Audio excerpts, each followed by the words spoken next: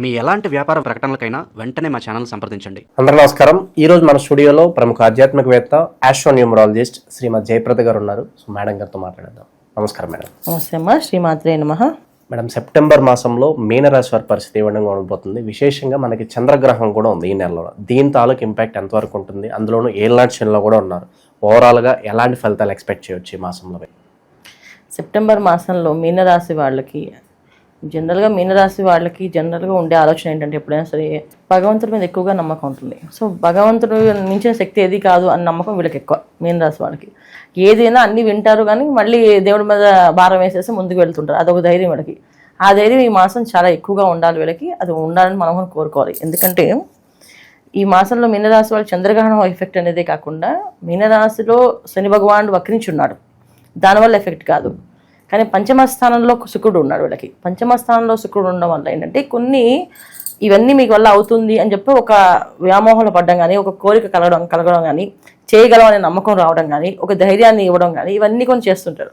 ఎందుకంటే పూర్తి శుభగ్రహమైన శుక్రుడు కర్కాటక రాశిలో ఉండడం వల్ల ఏంటంటే చంద్ర శుక్రులు అక్కడ అంటే చంద్రుడు రాశిలో శుక్రుడు ఉండడం వల్ల ఏంటంటే ప్రతిదీ చేయగలము అనే ఒక కాన్ఫిడెన్స్ బాగా ఎక్కువగా ఉంటుంది వీళ్ళకి. ఉండి చేద్దామని చెప్పి ఒక అడుగు ముందుకు వేసి వెళ్ళడం ఉంటుంది.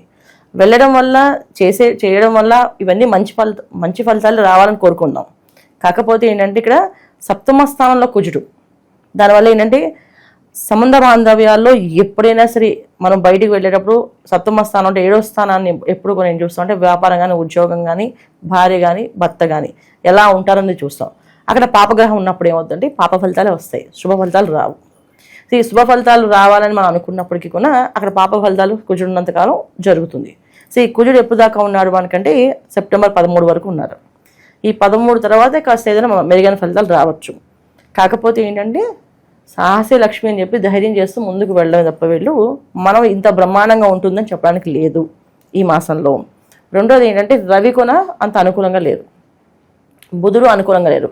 సో ఏ విషయమైనా కొంచెం ధైర్యం తెచ్చుకొని ముందుకు వెళ్దాం అనుకున్నప్పుడు కూడా సమయస్ఫూర్తిగా ఆలోచించి చేసే నిర్ణయాలు ఏవైతే ఉన్నాయో వీళ్ళకి అది మీనరాశి సహజ లక్షణం. అంటే సమయస్ఫూర్తిగా ఆలోచించి ఏ పనైనా చేస్తారు. కానీ ఈ మాసంలో అవి కోల్పోతుంటారు. ఎందుకంటే రవి బుధులు ఇంత అనుకూలంగా లేరు వీళ్ళకి. అందువల్ల ఏంటంటే ఇది చేసేది ఇంతకుముందు కరెక్ట్గా చేస్తానా లేదో అని 1-10 సార్లు ఆలోచించుకొని చేయవలసిన పని కాస్త చేయకుండా ఆగిపోతుంటుంది. చేయకూడని పని చేసేస్తూ ఉంటారు. ఎందుకంటే ఇక్కడ పాపగ్రహం ఉంది కానీ పాప ఫలితాలు అనుభవించాలి కనుక చేపిస్తుంటారు. ఇది కాకుండా మనం ఇంకా మీనరాశి వాళ్ళు ఇంకా ఏమేమి చేయకూడదు అంటే చంద్రగ్రహణం వ్యయ స్థానంలో వస్తుంది వాళ్ళకి. అంటే కుంభరాశిలో చంద్రగ్రహణం కదా. సో వ్యయ స్థానంలో చంద్రగ్రహణం రావడం వల్ల ఖర్చులు అధికంగానే ఉంటాయి. ఏదో ఒకంగా మనం దీంట్లో సేవ్ చేద్దాం అనుకుంటే ఇంకో దాంట్లో పోతుంది, ఇంకో దాంట్లో సేవ్ చేద్దాం ఇంకో దాంట్లో పోతుంది. అందుకని ఈ మాసంలో ఏంటంటే ఎక్కువ ధార్మిక కార్యక్రమాలకి ఖర్చు చేయడం చాలా చాలా మంచి ఫలితం. సర్వీస్ చేయడం కానీ, ఖర్చు పెట్టడం కానీ. ఇప్పుడు మనకి గణపతి నవరాత్రులు వస్తున్నాయి. చక్కగా గణపతి మండపాల్లో పూజలు, అక్కడ అన్నదానం చేయించడం ఏంటి ఆ కార్యక్రమం అంతా భుజాల స్కంధాల మీద వేసుకొని వీళ్ళు ఆ ప్రయత్నాలు చేయడం ఇది చాలా మంచిది. లేదా బ్రాహ్మలు, వేద పండితులకి వాళ్ళకి కావాల్సిన ఆహార ధాన్యాలు ఇవ్వడం కానీ, వాళ్ళు ఏం కోరుకుంటే అది ఇవ్వడం కానీ, ఆ సంస్థలకు ఏదైనా దానం చేయడం కానీ, ఇలా ధార్మికమైన కార్యక్రమం. లేదు మాకు ఇవన్నీ కష్టం అంటే మేము చాలా కొంచెం సెల్ఫిష్గా ఆలోచిస్తాము, అలా వాళ్ళందరికీ డబ్బులు అంతా ఇచ్చేస్తే మనకేమొస్తాయి అనుకుంటారా? శుభ్రంగా ఏదైనా తీర్థయాత్ర పెట్టేసుకోండి, అన్ని క్షేత్రాలు దర్శనం చేసేసుకోరండి, కుంభకోణం వెళ్ళరండి, లేకపోతే మనం తిరుపతి క్షేత్రం వెళ్ళరండి, ఏదో ఒక క్షేత్రాలకి వెళ్ళి దర్శనం చేసుకొని రావాలి. ఎందుకంటే ధార్మికంగా ఖర్చు పెడితే ఈ వృధా ఖర్చు ఆగుతుంది. ధార్మికంగా ఖర్చు లేకపోతే వృధా ఖర్చు 10 రూపాయలు ఖర్చు అవ్వాల్సిన చోట 2 లక్షలు 3 లక్షలు ఖర్చు అవుతుంది. అంటే ఇక్కడ 10 ఎక్కడ, లక్షలు ఎక్కడ, ఇంత ఖర్చు అవుతుంది. మనం ధార్మికంగా ఒక 10 రూపాయలు దానం చేస్తాము, మనకు 1,00,000 రూపాయలు ఆగుతుంది. ధార్మికంగా ఒక 1,00,000 రూపాయలు దానం చేస్తాం, 1,00,00,000 రూపాయలు ఆగుతుంది, లేకపోతే పోయే అవకాశం ఉంది. ఎందుకు ఇలాగా జరుగుతుంది అంటే శని భగవాన్ వక్రించున్నాడు. కుంభరాశిలో రాహుతో చంద్రగ్రహణం. ఈ గ్రహణంలో వ్యయ స్థానంలో గ్రహణం కనుక అది ఏమైనా చేయించవచ్చు. ఏ చెట్టుకి ఒక చెట్టుకి ఎంత గాలి అంటే ఆ చెట్టుకి అంతే గాలి ఉంటుంది. అలాగే 10,000 సంపాదించే వాళ్ళకు కూడా కష్టం ఉంటుంది. మీన రాశి వాళ్ళకి కోట్ల రూపాయలు సంపాదించే వాళ్ళకు కూడా కష్టం ఉంటుంది. కష్టం అయితే ఖచ్చితంగా ఉంటుంది. అయితే దీనికి ఖచ్చితంగా వస్తుంది కనుక మేము దానికి సిద్ధం అనుకుని ఖర్చు పెట్టాల్సిన చోట ధార్మికంగా ఖర్చు పెట్టండి. లేదా ఒక వివాహానికి ఇవ్వండి, ఒక విద్యాదానానికి ఇవ్వండి, ఒక విద్యార్థిని చదివించండి, ఆయన ఫీజు కట్టండి. ఇవన్నీ కూడా మీకు ధార్మిక ఖర్చు కింద వస్తుంది.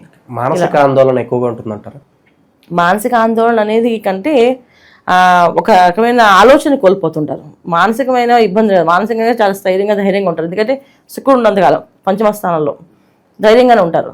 చేసేద్దాం అని చెప్పి ఆలోచిస్తుంటారు. అయితే ఏంటంటే ఇక్కడ ఒకటి మంచి అవ్వచ్చు, రెండు చెడుకొని ఉంటుంది. రెండోది ఏంటి, ఏమైనా కోరికలు పెరగచ్చు, వేరే వేరే పనులు చేయాలనిపించవచ్చు, వేరే ఆలోచనలు రావచ్చు, వేరే విధంగా వెళ్ళి దారి తొక్కే అవకాశం ఉంటుంది. ఇలా అడ్డదారిలో కొంత వెళ్ళి సంపాదించవచ్చు. అంటే వీళ్ళకి లేదు ఆ లక్షణం, కానీ వచ్చే అవకాశం ఉంది, ఆలోచన వచ్చే అవకాశం ఉంది. ఎందుకంటే ఎప్పుడైతే తప్పుడు ఆలోచన చేసే అవకాశం ఏంటంటే గోచారీత్యా ఉన్నాయి కనుక వచ్చే అవకాశం ఉంటుంది. అలా వెళ్ళడం వల్ల చాలా చాలా నష్టపోతారు. సో వీళ్ళ సహజ లక్షణం ఏమిటి, భగవంతుని నమ్మడం, ఎవరికైనా సాయం చేయడం, ఎవరికైనా అవసరమైతే ఇవ్వడం, ఇది వీళ్ళ లక్షణం. ఈ లక్షణాన్ని వీళ్ళు కోల్పోకుండా ధైర్యంగా చేసుకుంటూ ముందుకు వెళ్తే చాలా మంచి ఫలితాలు వస్తాయి వీళ్ళు మీన రాశి వాళ్ళకి. శుభకార్యాల పరిస్థితి ఏంటంటాం? సో శుభకార్యాల్లో వీళ్ళు మనం చూసుకుంటే ప్రస్తుతం వివాహ ప్రయత్నాలు చేయడానికి ముహూర్తాలే మనకి అనుకూలంగా లేవు. సో ముహూర్తాలు వచ్చినప్పుడు మనం చేసుకోవచ్చు, శుభకార్యాల వైపుగా వెళ్ళొచ్చు. ఎందుకంటే శుక్రుడు పంచమ స్థానంలో అంటే అన్నీ ఇస్తాడు, అన్ని కామ్యార్థాలు అన్నీ వస్తాయి. అంటే కామ్యార్థాలు అంటే మొత్తం అన్ని వాళ్ళకి అనుకున్న కోరికలు అన్నీ తీరడం, ఇల్లు కట్టుకోవాలనుకున్నా, స్థలం కొనుక్కోవాలనుకున్నా, వివాహ ప్రయత్నాలు ఉన్నా, సంతానం కోసం ఎదురు చూస్తున్నా, ఏదో ఉద్యోగం కోసం, ఏదైనా ప్రమోషన్ కోసం చూసినా, వ్యాపార అభివృద్ధి కోసం చూసినా, ఇవన్నీ కూడా అది కామ్యార్థం వస్తుంది. ఈ కామ్యార్థంలో జరుగుతాయి. కానీ జరిగే ప్రాసెస్లో మన జన్మజాతకం సంబంధించింది సరి చూసుకోకపోతే గోచారీత్యా ఫలితాలు మనకి బాగాలేవు. కానీ జాతక రీత్యా ఒక గ్రహస్థితి అనుకూలంగా ఉండి వాళ్ళ లగ్న భావం నుంచి దశలు బాగుండి ఉంటే ఖచ్చితంగా బాగుండొచ్చు. అయితే ఇది ఏంటంటే వివాహం కానీ, వ్యాపారం కానీ, ఉద్యోగం కానీ, సంతాన యోగం కానీ ఇవన్నీ కూడా పర్సనల్ జాతకాన్ని చూపించుకోవాలి, గోచారంలో కలపకూడదు. గోచారంలో కలపడం వల్ల ఏంటంటే సరిగా చెప్పలేం. అదే పర్సనల్ జాతకం చూస్తే ఖచ్చితంగా మీకు ఈ ఫలితం ఉంటుంది, మీకు ఇలా జరుగుతుంది, ఈ టైంలో మీరు కట్టుకోగలరు ఇల్లు అని చెప్పగలను.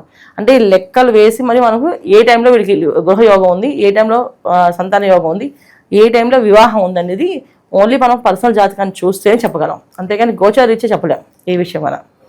దూర ప్రయాణాలు చేసే వాళ్ళకి ఏదైనా సూచన ఉందా? అవాయిడ్ చేయడమే బెటర్ అంటారా ఈ టైంలో? ధార్మికమైన కార్యక్రమాలన్నీ చేసుకోవచ్చు, దాంట్లో ధార్మికమైన ప్రయాణాలు కొంచెం చేసుకోవచ్చు.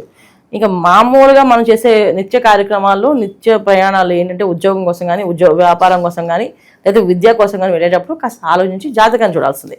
ఇప్పుడు ప్రయాణం చేసే అవకాశం చేస్తే మంచిదా కాదా అనేది వాళ్ళ జన్మజాతకాన్ని చూసి చెప్పాలి తప్ప గోచారీత్యా చెప్పలేం. ఎందుకంటే గోచారీత్యా చెప్పడానికి ప్లానటరీ కండిషన్, గ్లోబల్గా ఉండే ప్రతి పరిస్థితులు అన్నీ కూడా మనకి వ్యతిరేకంగా ఉన్నాయి. మనం రోజు పొద్దున్న లేస్తే ఎక్కడెక్కడ ఏం జరుగుతుందో మనకి భయం వేస్తూనే ఉంది. ధర్మస్థలి అనే దాని గురించి వింటున్నాం. అసలు ఆ ప్లేస్ అలా జరుగుతుందని ఎవరు అనుకుంటామా? అది విచిత్రంగా చాలా భయంకరంగా వచ్చాయి, వింటున్న కొద్దీ భయం వేస్తుంది మనకి. సో ఇలాంటివన్నీ ఎందుకు జరుగుతున్నాయంటే అంటే ప్రపంచంలో జరిగే వింతలు, మనకి విశేషాలు, కొంత మనకి ఏంటంటే ఒక భయాన్ని, ఆందోళన కనిపిస్తున్నాయి. ఇప్పుడు భార్యలు భర్తలు చంపేస్తున్నారండి, ఏమిటి ఇవన్నీ కథలు, ఇవన్నీ ఎందుకు జరుగుతాయి, వింత వింత విషయాలు? ఇవన్నీ కారణం ఏంటంటే గోచారీత్యా ఉన్న గ్రహస్థితి మాత్రమే. సో మన జన్మజాతకంలో అవన్నీ ఉండవు. మన జన్మజాతకంలో ఏముందో చూసుకొని దాని మీద మనం చూసుకొని వెళ్ళడం వల్ల మంచి ఫలితాలు జరుగుతాయి ఎప్పుడు కూడా. ఇక విశేషంగా గోచార పరంగా ఎలాంటి పరిహారాలు వీళ్ళకి బాగా కలిసి వస్తుంటారు? ఎందుకంటే గ్రహణంతాలకు ఇంపాక్ట్ కూడా బాగా ఉంది.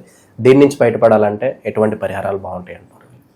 వేద సభల్లో వేద బ్రాహ్మణులకి దాన ధర్మాలు చేయడం చాలా చాలా ఉత్తమం వీళ్ళకి. ఎందుకంటే గురువు ఉన్న రాశి మీనరాశి అంటే పూర్తి శుభగ్రహం. సో ఒక గురువుని మనం ఆదరించిన, గురువుని ఆశ్రయించిన, అంటే గురువు దగ్గర మనం ఉండి నేర్చుకున్న విద్యలు నేర్చుకుంటే ఆయన అనుగ్రహం మనకు ఉంటుంది. అలాగే ఒక గురువు లాంటి అతన్ని మనం ఆదరించి, గురువుగారు మీకు ఏ సేవ చేయమంటారో చెప్పండి, మేము అది చేసిస్తాం మీకు అని చెప్పి చేస్తే కొన్న మంచి ఫలితాలు ఉంటాయి. అలా వీళ్ళు ధార్మికమైన కార్యక్రమాలు ఈ మాసం అంతా చేయడము, ఓం నమో హనుమతే నమః అనే మంత్రాన్ని కంటిన్యూ చాంటింగ్ చేయడం, హనుమాన్ చాలీసా చదవడం. ఎందుకంటే గ్రహస్థితి గ్రహణం వచ్చే ఇంపాక్ట్ ఏవైతే ఉందో అది కొంచెం చాలా ఇబ్బంది పెట్టే అవకాశమే ఉంది. అందుకని హనుమాన్ చాలీసా నిత్యం చేయడము, ఓం నమో హనుమతే నమః అని చదువుకుంటూ ఉండడం, ఇది చేస్తూ వెళ్ళడము. ధార్మికమైన కార్యక్రమాలు ఎక్కడ ఏది సాయం చేయాలనుకుంటే ఆ సాయం కళ్ళు మూసుకుని వీళ్ళు చేయడం, అది బ్రాహ్మణులకు చేస్తే చాలా ఉత్తమం. అది చేసుకుంటూ వెళ్ళాలి వీళ్ళు.